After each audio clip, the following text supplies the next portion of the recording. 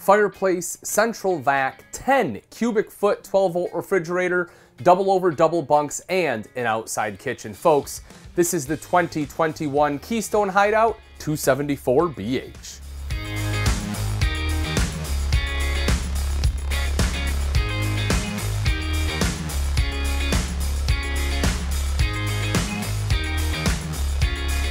And let's start off right over here on the kitchen. So a couple things that I think they really did good here in the kitchen space. One of them is they did give you some prep space on both sides of the sink. So a lot of times they'll cut this off kind of like right over here, but they have this overhang. And so it does allow you a little bit of prep space. Same thing over to the side. Of course, you have your 60/40 split bowl sink with the high-rise faucet. It kind of has like the little directional spout there. Which is fine. You know, you don't necessarily need to pull out. I do prefer a pull out. You know, this at least does give you a little bit of control of flow. If we take a look underneath the countertop, what you'll notice right away is the fact that it is underlit. So it does help with the aesthetic piece as well as just make it a little bit brighter in here. Electrical outlet right down there as well as one up here. So you have a couple different places you can plug in your appliances. If you want a coffee maker behind the sink, you can do that. If you instead you want it right here, by all means you can do that too. You also see that the storage up top is backlit, and I do like that. I think that's something that not a lot of manufacturers do, but it is something that we see a lot in a residential trend, right? You know, your uppers, your upper cabinets will be lit like this. You know, open it up, and it does make it a little bit easier to see what's in there, but again, more importantly, it's just nice to look at. It's aesthetically pleasing. You have your oil rub bronze pulls on there, and if we drop down right up front, you will see, oh, nope, there isn't any storage over there. Sorry, I lied. If we do, usually a lot of times on the floor, on a floor plan like this, there will be storage over there. We'll take a look outside. They probably put some of your appliances right over there. So one of the things they did do very well though is that they have this big open space, which I do like. So if you have a trash can, you can actually fit it in there. You don't have to hang it from any pulls. You don't have to hang a trash bag from pulls, anything like that. Tucked away, keep all the smells underneath there. You will also see two large full extension ball bearing drawers here. So you have a spot for your flatware, then everything else like your hot pads, things like that. And then a central vac system. That is something that especially in this price point, you normally just don't find. And it is very convenient. So that way you can vac out your whole RV. You don't have to bring a vacuum with you or a broom, anything like that. Plug it in, vac, good to go. And as I said, you have pretty ample countertop space here, and then you also get the recessed cooktop with the glass cover, so you can utilize this as prep space too. This, of course, folds up and back just like that. The glass does create a backsplash. You will see it does have a decorative backsplash behind that as well. 3 burners, the front one being high output. All the knobs do light up. You can turn it off if you're not into that look. You will also see you have an oven underneath, and that oven does light up with the flip of the switch. Hood right up top, microwave right next to it. And as I said in the beginning, this is something that I really like. This is the Norcold version of the 10 cubic foot refrigerator. 12 volt is what I was getting at. But this is something we're really starting to see in the industry. A lot of manufacturers are going from your normal gas electric fridges to 12 volt fridges. And, you know, they both have their advantages, right? Their plus and minuses. The nice thing about this is if you have 2 batteries and you get you know, like a 200 watt solar panel or 150 watt even maybe, you can essentially run this indefinitely, which is very helpful. It's really nice for some of your boondocking applications. Now, as we'll see, this one does have a fireplace and of course your AC, which you're not going to be able to run off of just batteries. But if you were boondocking, you still are able to use the fridge there. Taking a look right next to it, you will see the big pantry space. Now, if you need to, you can use this for kids' clothes, because again, this is a double over double rear corner bunk, but I would personally use this for pantry because they do give you this dedicated space here to hang clothes. Again, depending on how many clothes you have, you may have to use that other one there too, but I do like the fact you get a spot to hang clothes, you get the shelf there, spot for a TV right up top, which is pretty handy for the kiddos. You'll also see electrical outlets in both the bunks. So if you need to charge cell phones or plug in, you know, tablets, things like that, you can do so. And then underneath the bunk, take a look at all that storage, folks. That is huge storage underneath there. I mean, you can fit laundry baskets, duffel bags. If you have some larger items, you can stick them under there. And as far as bunks, we have 300-pound weight capacity. I am 6 foot tall, and if I put my head all the way up, you can see at my feet, I still have a little bit of space down there. So, you know, even if, you know, it's not just for kids, even if you have adult weekend or something like that, you have friends coming to camp with you, you can still utilize these bunks for adults. Thermostat right there on the wall, and as we come into the bathroom, you have a corner foot flush lever toilet. And when I sit here, you know, because the angle, I don't know, I guess that maybe I would have shifted it a little more this way, because, you know, if you're sitting on it normally, my left foot is just, it's kind of in an awkward position. Not a problem, you can definitely still make it work. I just would have shifted a little more. But that being said, the thing I really do like about it, it's a porcelain bowl. And again, at this price point, it's something you normally don't find. You know, a lot of manufacturers have to cut some costs, and this is one of the areas they do it. You know, the plastic bowl is a little bit lighter, it costs less, but they did go with the higher quality porcelain bowl, which I'm happy about. Countertop right over here. You know, they put this extension in. I'm not sure why.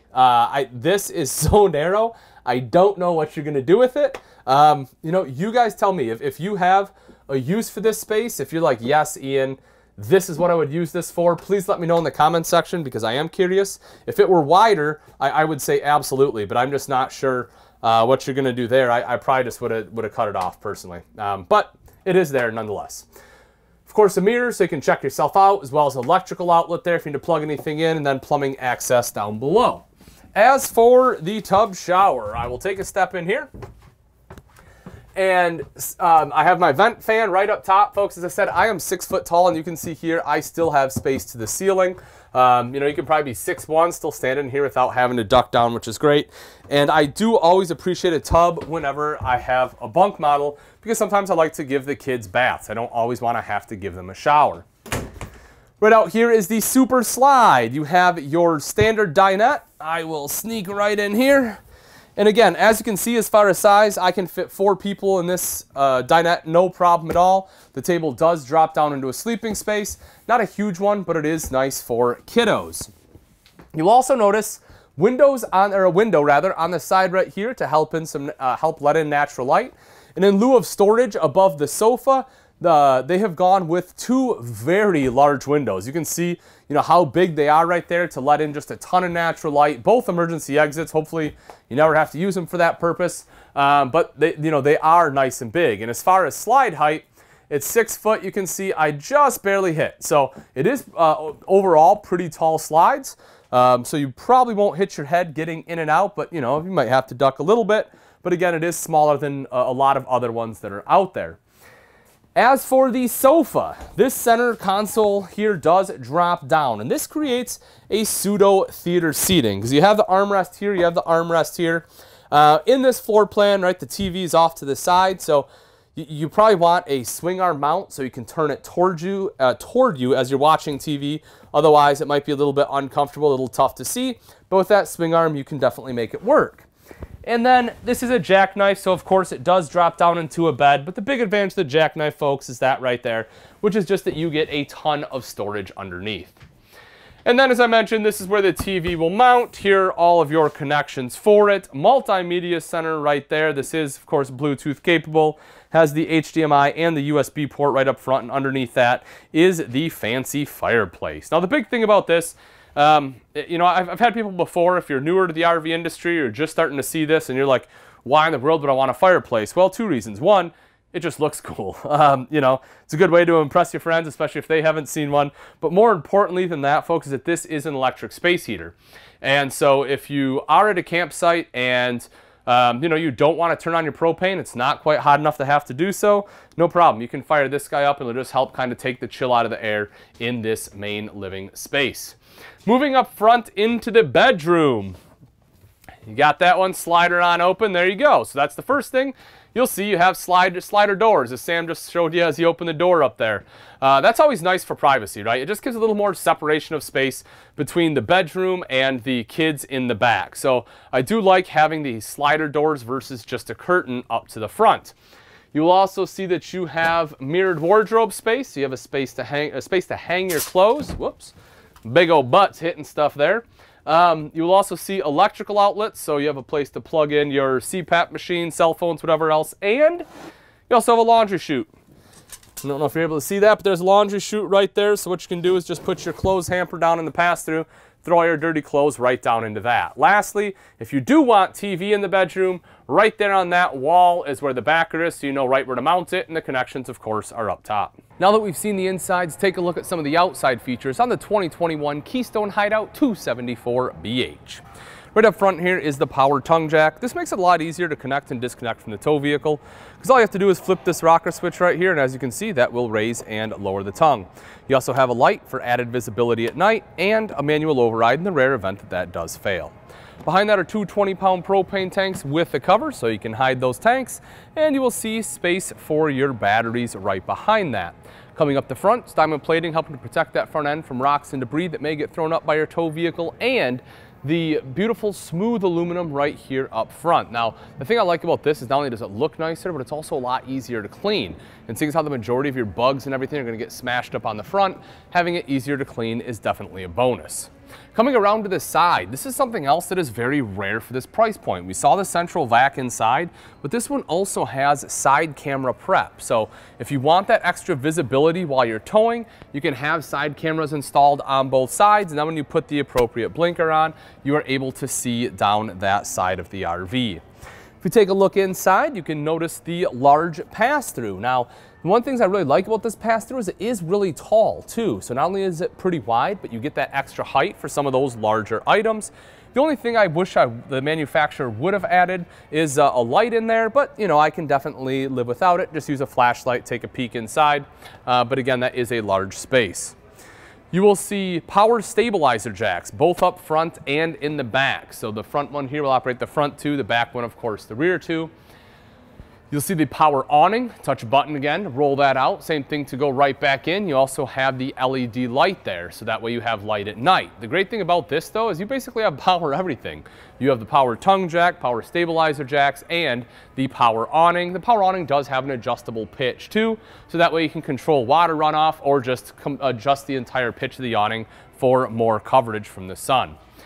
You'll see the solid step by LCI, and as the name implies, it is very solid. It's aluminum step with your grip tape on there, so it's nice and easy to enter and exit the RV. You have adjustable feet too, so that way you can adjust it to your campsite. Right next to that, you will see a place where you can put your dog leash, so that if you have a little furry loved one, you can wrap them up right there so they're not running away on you. And also this handy thing right underneath is a bottle opener, which I definitely would take advantage of. A little bit further behind that, fresh tank fill. If you're going somewhere you don't have city water, you want to make sure to fill the fresh water tank. TV hookup is also out here, so if you want TV outside, you're able to do that. You'll see two outside speakers. Those are connected to that multimedia center inside, but again, that unit is Bluetooth capable. And lastly, on the campsite here is the outside kitchen. You have a 2-burner cooktop, propane quick connect underneath, and right next to that is your fridge for condiments and beverages. So come around to the back side, you'll see the square tubular bumper with the end caps, giving you a convenient spot to put your sewer hose. You also see the spare tires mounted to that bumper, so that way it is very easy to access. And then a little bit up further is your power cord. This just hides itself right inside the unit. Take it out, plug it in, and you are good to go. Cable inlet is right there on the back, and then backup camera prep is up top. So that way, if you want a backup camera, having the prep makes it a lot easier to install, meaning it'll save you money on labor. You'll find your city water inlet right over here on the off-camp side. Right down underneath that is your termination with both your black and gray tank valves. And then again, up front by the other side marker is where your other side camera prep will be. So you will have the side cameras on both sides, plus the backup camera there, giving you basically full vision all the way around the camper. All right, folks, and that wraps it up. Again, this is the 2021 Keystone Hideout 274BH. If you're interested in this bunk model and you would like price and availability, simply click on the link in the description. Also in the comments section, let me know what you think they nailed, what they failed, or if you were designing this RV, what you would change. Thanks again for watching, folks. I'm Ian Baker, and let's go camping.